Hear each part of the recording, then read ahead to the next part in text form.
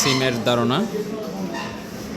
আমাদের apparel manufacturing বেসিক্সের ক্ষেত্রে সিম বলতে একটা শব্দ রয়েছে। আর আমরা সাধারণত সিম যেই শব্দটা শুনে থাকি, এটা শোনার সাথে সাথে আমাদের মাথায় চলে আসে যে আমরা মোবাইলে ব্যবহার করি এই সিম। পোশাক সেলাইয়ের ক্ষেত্রে অথবা অ্যাপারেল ম্যানুফ্যাকচারিং বেসিক্স বা টেক্সটাইল জগতে সিম বলতে আমরা বুঝবো কাপড় আমরা যে সেলাই করি তাই সিম হলো সেলাইয়ের মাধ্যমে জোড়া লাগানোর পদ্ধতি। আসলে আমরা সেলাইয়ের মাধ্যমে কাপড় যে জোড়া লাগিয়ে পোশাক তৈরি করি, এই জোড়া লাগানোর পদ্ধতিকে সিম বলা হয়ে থাকে। কাপড় সেলাই ছাড়াও আরও বিভিন্ন উপায়ে জোড়া লাগানো যায়, যেমন ফিউজিং, গাম বা আঠা, অ্যাডহেসিভস, মোল্ডিং করেও কাপড় জোড়া লাগানো যায়। তাহলে আমরা বলতে পারি যে রেখা বরাবর এক বা একাধিক ফর্দা কাপড় জোড়া লাগানো হয় তাকে সিম বলে। এটা যদি আমরা আরেকটু বলি আবার দেখি, সেটা হবে যে রেখা বরাবর অর্থাৎ যেই লাইন বরাবর বা লেখা বরাবর এক বা একাধিক ফর্দা কাপড় সেলাই করে জোড়া লাগানো হয় তাকে সিম বলে। কাপড় সেলাই করে বা বিকল্প কোনো পদ্ধতিতে জোড়া লাগালেই সিম উৎপন্ন হয়। সেলাইয়ের মুখ্য উদ্দেশ্য এমন একটি সিম তৈরি করা যার বাহ্যিক সৌন্দর্য ও গুণাগুণ যেন আদর্শ মানসম্পন্ন হয় এবং কম খরচে তৈরি করা যায়। সিমের প্রকারভেদ। আমরা বর্তমানে প্রায় শতাধিক ধরনের সিম দেখতে পাই। অর্থাৎ এই যে কাপড় জোড়া লাগানো হয়, এটা যে সেলাই করে 2-3টা পদ্ধতিতে জোড়া লাগাবো এমন না, প্রায় এটা 100-এর অধিক। বিভিন্ন পদ্ধতিতে বিভিন্ন নতুন নতুন ডিজাইনে কাপড় জোড়া লাগানো হচ্ছে বিভিন্ন দেশে অথবা বিভিন্ন কোম্পানিতে। তো যেই শত শত পদ্ধতি হোক না কেন, এগুলোকে প্রধানত 6টি শ্রেণীতে ভাগ করা হয়। তবে বর্তমানে আরও 2টি শ্রেণী সহ সর্বমোট 8টি শ্রেণীতে সিমকে ভাগ করা হয়েছে। সর্বমোট 8টি শ্রেণীতে সিমকে ভাগ করা হয়েছে। সেলাই রেখা বরাবর কাপড়ের প্রান্তের বিন্যাসের ধরনকে সিম টাইপ বলে। এটা একটু আমাদের মাথায় রাখতে হবে, এটাকে বলা হয়ে থাকে সিম টাইপ। তাহলে এই সুপারইম্পোজড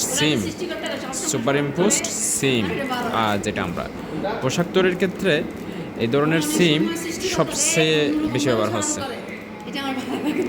এই ধরনের সিমগুলো সবচেয়ে সহজে তৈরি করা যায়। এরূপ সিম একটি কাপড়ের প্রান্তের উপর অপর একটি কাপড়ের প্রান্ত সুষম বসিয়ে তৈরি করা হয়। সাধারণত কাপড়ের সেলাইকৃত প্রান্ত বা প্রান্তগুলো একই দিকে থাকে। কাপড় জোড়া লাগানো বা কাপড়ের প্রান্ত সেলাইয়ের মাধ্যমে পরিপটি নেটিং করা বা উভয় কাজের জন্য এই ধরনের সিম বেশি ব্যবহার করা হয়। বিশেষ করে শার্ট বা প্যান্টের সাইড সিম সেলাইয়ের এই ধরনের সিম বেশি ব্যবহৃত হয়ে থাকে। অর্থাৎ বিভিন্ন টাইপের সিম রয়েছে। আমরা এর মধ্যে যেটা দেখতে পাই প্রথমত সেটা হলো সুপারইম্পোজড সিম। এই সুপারইম্পোজড সিমটা যদি আমরা দেখি, এটা হলো যে পোশাক সেলাইয়ের ক্ষেত্রে অর্থাৎ একটা কাপড়ের প্রান্ত আর একটা কাপড়ের প্রান্ত বরাবর জোড়া লাগিয়ে যেই সিমটা তৈরি করা হয়ে থাকে সেটাকে বলা হয়ে থাকে সুপারইম্পোজড সিম। আমরা এখানে দেখতে পাচ্ছি দুটাই কাপড়, এই দুইটা কাপড়কে কিন্তু সমানভাবে বসিয়ে একদম একটা সেলাই দেওয়া হচ্ছে, এটাকে বলা হচ্ছে সুপারইম্পোজড সিম। এখন এটা সাধারণত কোথায় ব্যবহার করে? সাধারণত প্যান্ট তৈরির ক্ষেত্রে, শার্ট বা প্যান্টের ক্ষেত্রে এই ধরনের সিমটা ব্যবহার করা হয়ে থাকে। তারপর হলো দ্বিতীয় সেটা হলো লেফট সিম। মানে আমাদের যে 8 প্রকারের সিম বলেছি তার মধ্যে দ্বিতীয়টা হলো লেফট সিম। বাঙালি পুরুষদের ঐতিহ্যবাহী পোশাকগুলোর মধ্যে একটি পোশাক হলো লুঙ্গি।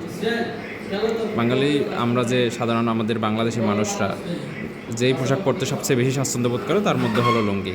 এখন এই লুঙ্গির সেলাইটি কীভাবে করা হয় তাকে আমরা কখনো লক্ষ্য করেছি? এটি হলো লেফট সিম। অর্থাৎ এই সিম তৈরি করার সময় সিম রেখা বরাবর সেলাইকৃত কাপড়ের প্রান্ত দুটি সাধারণত বিপরীত দিকে থাকে ও একটির প্রান্ত অপরটির উপর চাপানো হয়। এটাকে বলা হয় ওভারল্যাপ করা থাকে। 2টি নিডেল বিশিষ্ট সেলাই মেশিন দ্বারা সহজে এই সিম তৈরি করা যায়। এই সিমের শক্তি অনেক বেশি, তবে ঘর্ষণজনিত কারণে সেলাই সুতা ক্ষতিগ্রস্ত হতে পারে। জিন্স প্যান্টের তৈরিতেও এই ধরনের সিম ব্যবহার করা হয়। আমাদের এই যে এখানে একটা সিম দেওয়া হলো, এই সিমটা আমরা এখানে দেখতে পাচ্ছি। এটা হলো বিশেষ করে আমাদের বাংলাদেশি বা বাঙালি মানুষরা সাধারণত লুঙ্গি পরিধান করে। লুঙ্গির ক্ষেত্রে আমরা দেখবো যে ডাবল সেলাই, 2টা সেলাই একসাথে হয় বিট করে, অর্থাৎ আমরা এটা আঞ্চলিক ভাষায় বিট বলি। এখন বিটের ক্ষেত্রে কিন্তু সেলাইটা দেওয়া হয় কাপড়ের দুইটা প্রান্ত বাস করে বিপরীত দিকে দিয়ে এটা ভিতর দিকে ঢুকিয়ে দেওয়া হয়, তার উপর একটা সেলাই দেওয়া হয়। দুইটা নিডল দিয়ে দেওয়া হয়, অথবা সিঙ্গেল নিডল মেশিন দিয়ে যদি সেলাই হয় তাহলে প্রথমে একটি সেলাই দেওয়া হয়, তারপর বিট বাস করে তার উপর পরবর্তী আরেকটা সেলাই দেওয়া হয়ে থাকে। এখন এই সেলাইগুলোকে বলা হয়ে থাকে লেফট সিম। এরপর আমরা যদি আসি সর্বশেষ যেটা রয়েছে সেটা হলো বাউন্ড সিম।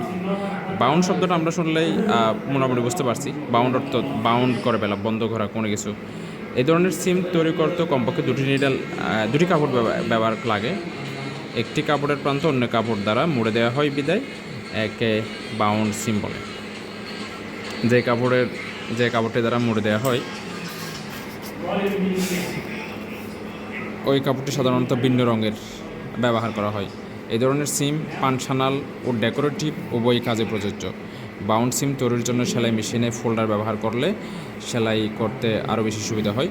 বাউন্ড সিম সাধারণত T shirt, polo shirt, undergarments, pant, salwar kameez, sleeping suit ইত্যাদিতে ব্যবহার করা হয়ে থাকে।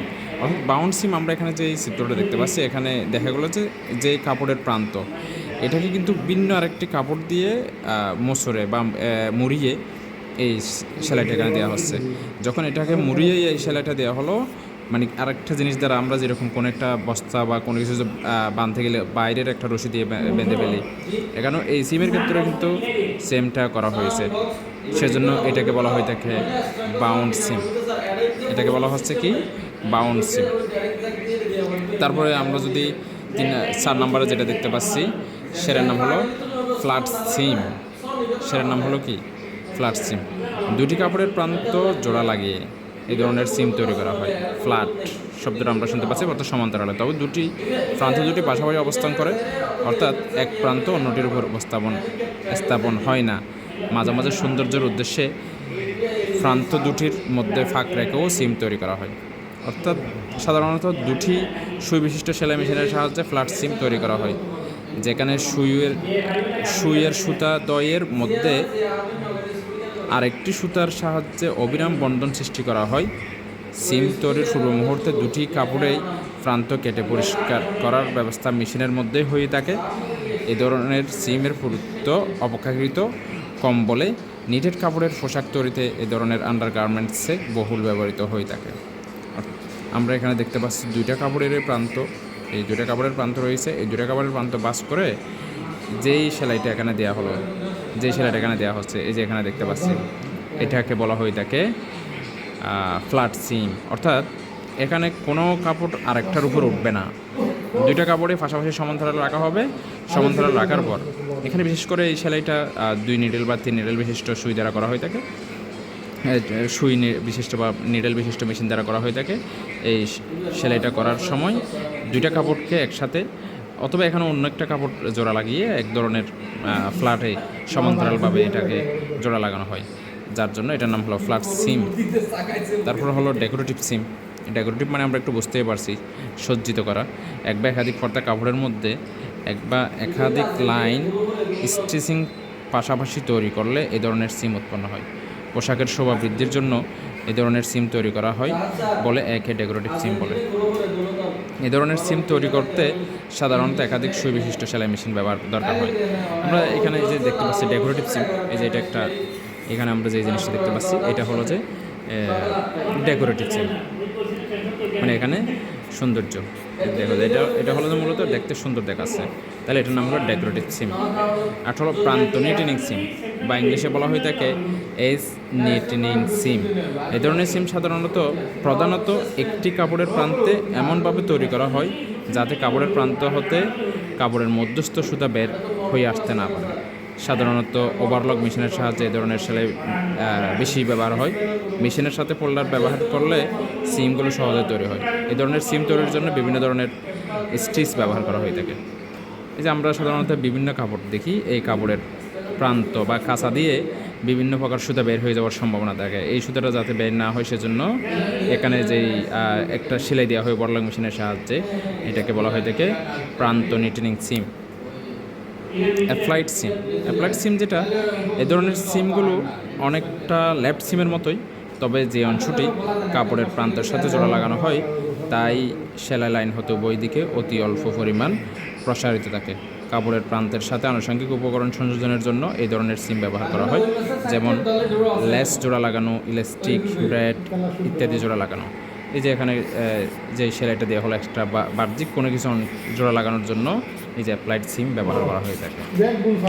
তারপর হলো সর্বশেষ যেটা রয়েছে সেটা হলো ইনক্লোজড সিম। ইনক্লুসিভ এই ধরনের সিমগুলো প্রধানত একটি কাপড়ের দ্বারাই তৈরি করা হয়, তবে কাপড়ের প্রান্তগুলো বিভিন্নভাবে বাস করে সেলাই করা হয়। বেল্ট ও বেল্ট তৈরি করার কাজে ফোল্ডার ব্যবহার করে এই শ্রেণীভুক্ত সিমগুলো সেলাই করা যায়। 2 সুতো বিশিষ্ট সেলাই মেশিন ও গাইড বা ফোল্ডারের সাহায্যে এক্ষেত্রে সিম ব্যবহার করা হয়। এই যে দেখা গেল এখানে এই যে এই সিমটা, এটাকে বলা হয়ে থাকে ইনক্লোজড সিম, ভিতরের দিকে করা হয়ে থাকে।